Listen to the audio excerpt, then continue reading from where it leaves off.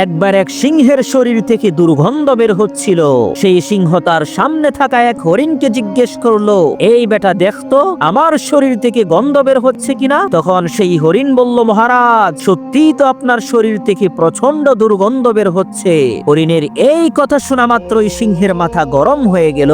তখন সিংহ হরিণকে বলল, বেটা বেয়াদব, তোর সাহস তো কম না, আমার শরীর থেকে দুর্গন্ধ বের হচ্ছে সেই কথা তুই আমার সামনে মুখ দিয়ে বলিস কি করে। এক তাবা দিয়ে হরিণের ঘাড় মটকে হরিণকে খেয়ে ফেললো।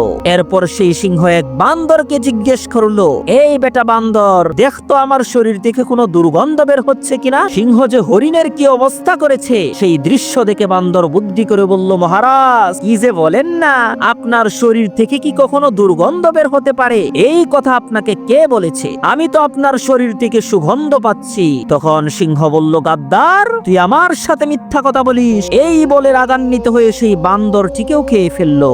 এরপর সেই সিংহ এক শিয়ালকে গিয়ে জিজ্ঞেস করলো, ওই বেটা শিয়াল, তুই সত্যি করে বলতো দেখি আমার শরীর থেকে কোনো দুর্গন্ধ বের হচ্ছে কিনা। হরিণ আর বানরের সেই নৃশংস করুণ পরিণতি দেখে সেই শিয়াল বুদ্ধি করে বলল, মহারাজ আমাকে ক্ষমা করবেন, আমার সর্দি লেগেছে যার কারণে আমার নাক বন্ধ হয়ে আছে, আমি আসলে বুঝতে পারছি না আপনার শরীর থেকে গন্ধ বের হচ্ছে কিনা।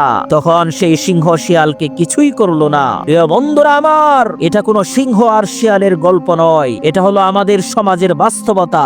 আপনার সামনে এমন কিছু বিশেষ মুহূর্ত আসবে, সেই সময় আপনি সত্য কথা বললেও বিপদে পড়বেন, মিথ্যা কথা বললেও বিপদে পড়বেন। এর চাইতে বরং চুপ থাকবেন, আর চুপ থাকলেই নাজাত পাবেন। কারণ রাসূলুল্লাহ সাল্লাল্লাহু আলাইহি ওয়াসাল্লাম বলেছেন, মান সামাতা নাজা, যে চুপ থাকে সে নাজাত পায়।